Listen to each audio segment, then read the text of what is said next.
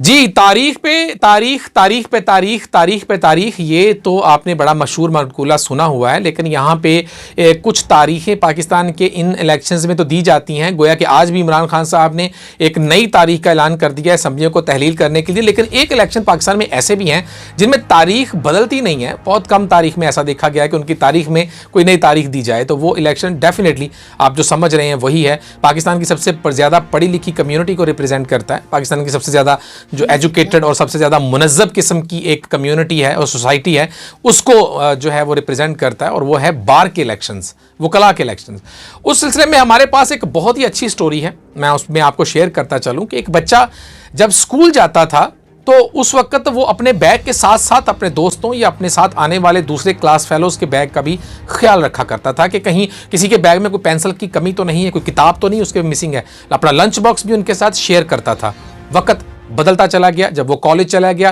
तो उसने अपनी इसी रीत को कायम रखा, और वही दोस्त, वही उसके सब जानने वाले जब उसके साथ कॉलेज में थे तो उसने अपनी इस तमाम तर रिवायत को इसी तरह से दोहराया। वहाँ पे भी अगर किसी को लिफ्ट की ज़रूरत थी तो अपने साथ लिफ्ट दी, उसे कॉलेज तक पहुँचाया। किसी को फ़ीस का मसला था तो उसके साथ पूरा तावन किया और अपने घर बताए बगैर अपनी जेब खर्च से उनका साथ दिया। इसी वजह से वो अपने पूरे इलाके में हर दिल अजीज़ शख्सियत बन गया, अपने पड़ोसियों के साथ, अपने दोस्तों के साथ, अपने गली मोहल्ले वालों के साथ, और अपनी कम्युनिटी में वो बहुत अच्छी नज़र से देखा जाने लगा।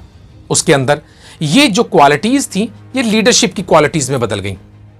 जब वो यूनिवर्सिटी पहुंचा तो वो बहुत मैच्योर हो चुका था। उसके अंदर जो एबिलिटीज़ थी वो अब खुलकर सामने आना शुरू हो चुकी थी, और उसको ये महसूस हो चुका था कि अब अगर उसे कभी कोई प्लेटफॉर्म मिला तो वो अपने आप को, अपने अंदर की जो सलाहियतें हैं उनको अपने साथियों के लिए, अपने दोस्तों के लिए, अपने उन तमाम तर लोगों के लिए जो उसके कुलीग्स हों, या किसी भी सूरत में वो लीडरशिप के अगर उसको मौका मिले तो वो अपनी इन्हीं सलाहियतों को बुरुएकार लाने के लिए, जब उसने ये समझ लिया कि उसकी ये सलाहियतें अब किसी के लिए बहुत फ़ायदेमंद साबित हो सकती हैं, तो अल्लाह ताला ने भी उसको मौका दिया और वो वकील बन गया। और वकील बनकर जब उसने बार को रिप्रेजेंट किया तो बार के इलेक्शंस में जब उसने देखा कि बहुत सारी कमियां कुताहियां हैं, और जहां जहां पे उसके नए आने वाले साथियों को, पुराने साथियों को, पुराने वकला को, नए वकला को जो जो ज़रूरियात हैं और जो जो उनकी बुनियादी उनके हकूक़ हैं और जिस तरह के अच्छे इक़दामात किए जाने चाहिए जो कि नहीं हो सके हैं अब तक, वो जब उसने महसूस किया कि करने की ज़रूरत है तो उसने बार के इलेक्शन में हिस्सा लेने का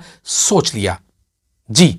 तो हम बात कर रहे हैं चौधरी उमैर नज़ीर के बारे में। पाकिस्तान के सूबे पंजाब के एक इलाके आरिफवाला से बिलोंग करने वाला ये लड़का